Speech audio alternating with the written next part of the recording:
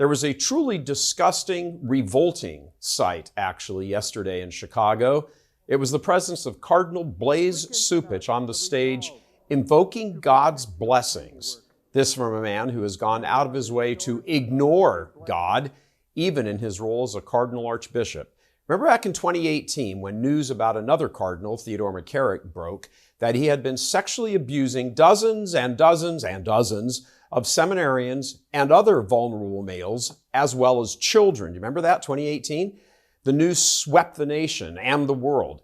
Cupich's response, he was sitting on the local NBC station in Chicago, and his response on camera was, well, we aren't going to go down that rabbit hole. Pope Francis faces much more pressing concerns like climate change. Jesus had Judas. Always remember that and never forget that. However, that said, the picture of a cardinal on that stage asking God to bless an agenda of child murder and child exploitation deserves a special degree of revulsion and calling out.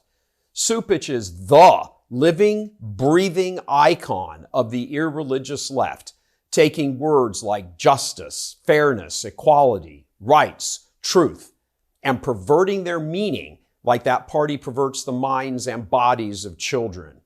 Human beings recognize the importance and absolute value of all of those goods, fairness, equality, justice, all of it, truth.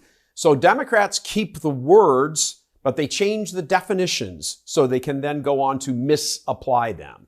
Remember, this is the party that wants grown men to be able to legally have sex with little boys, using the term rights as classifying such adult monsters as victims of societal constraints. It's the same party that wants school officials to sneak behind parents' backs and give puberty-blocking drugs to their children. The same party that wants to legalize a child submitting to a knife and having his or her genitalia mutilated, again being trafficked under the word right and health care. Words have meanings, but when you change the meaning and keep the word, you're doing the devil's work.